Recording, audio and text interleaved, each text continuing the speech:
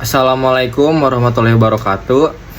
Puji syukur kita panjatkan kehadirat Allah Subhanahu wa taala karena atas rahmat dan karunia-Nya saya dapat melaksanakan presentasi pada hari ini. Sholawat serta salam semoga tercurah kepada Nabi Muhammad SAW. Pada kesempatan kali ini saya akan membahas studi kasus berjudul Dilema Sang Arsitek Muda yang akan dianalisis berdasarkan perspektif ajaran Islam, meliputi Al-Quran, hadis, serta pandangan para ulama. Dalam narasi tersebut, terdapat beberapa permasalahan utama yang dihadapi oleh Farhan. Pertama, krisis identitas dan kekosongan spiritual. Farhan merasa hampa meskipun telah sukses secara materi. Hal ini menunjukkan bahwa kehidupan yang hanya berorientasi pada dunia tanpa keseimbangan spiritual akan menimbulkan kegelisahan batin. Kedua, dilema etika dalam pekerjaan. Farhan diminta merancang bangunan yang secara fungsi meragukan diri sisi agama. Ini menimbulkan konflik antara profesionalitas dan nilai-nilai syariat Islam. Yang ketiga, konflik sosial antar karyawan dengan perbedaan keyakinan.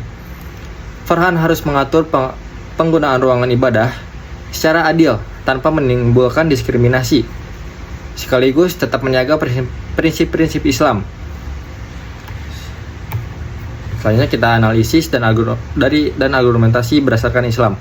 Masalah pertama, krisis identitas dan spiritual.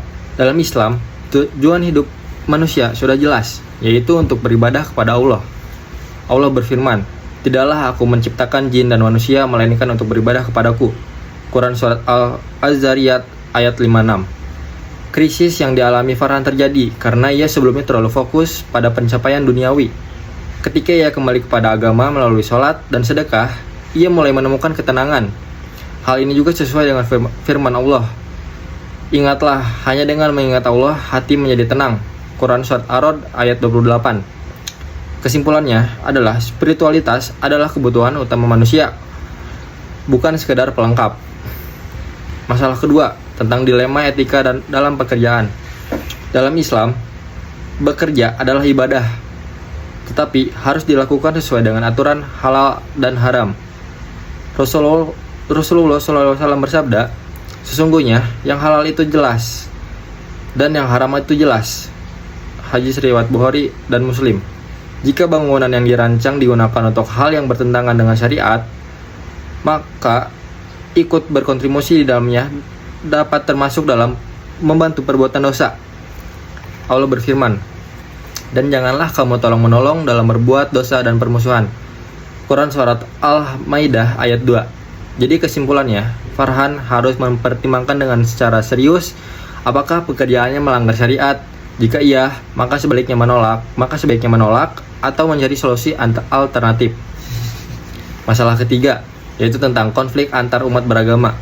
Dalam Islam, toleransi sangat dijunjung tinggi selama tidak melanggar akidah. Allah berfirman, "Untukmu agamamu dan untukku agamaku." Quran Surat Al-Kafirun ayat 6. Sebagai pemimpin, Farhan harus bersikap adil dan bijaksana. Ia perlu memberikan hak kepada semua karyawan untuk beribadah tanpa diskriminasi. Namun, ia juga tetap harus menjaga identitasnya sebagai seorang muslim dan tidak mengorbankan prinsip agamanya. Jadi kesimpulan pada kasus ketiga ini adalah Islam mengajarkan keseimbangan antara toleransi dan keteguhan prinsip. Selanjutnya ada solusi dan sikap yang seharusnya dilakukan oleh Farhan. Berdasarkan analisis di atas, berikut sikap yang sebaiknya diambil. Yang pertama adalah memperkuat iman dan ibadah, karena itu adalah sumber ketenangan hidup. Yang kedua, selektif dalam pekerjaan, seperti memastikan tidak bertentangan dengan syariat Islam. Yang ketiga, mengambil keputusan berdasarkan Al-Quran, hadis, dan pendapat ulama. Yang keempat, menjadi pemimpin yang adil dan toleran tanpa mengorbankan prinsip agama. Yang kelima, mengutamakan integritas dan kejujuran, baik dalam pekerjaan maupun kehidupan sosial. Dari studi kasus ini, kita dapat memahami bahwa keberhasilan sejati bukan hanya diukur dari materi, tetapi dari ketenangan hati dan ketaatan kepada Allah. Sebagai muslim, akan diuji dengan berbagai dilema dalam hidupnya, termasuk dalam pekerjaan dan hubungan sosial. Oleh karena itu, penting bagi kita untuk selalu menjadikan Al-Quran dan hadis sebagai pedoman utama dalam pengambilan keputusan. Semoga kita semua dapat mengambil pelajaran dari kasus ini dan menjadi pribadi yang lebih baik. Mungkin cukup sekian dari saya. Mohon maaf bila ada kekurangan atau kesalahan.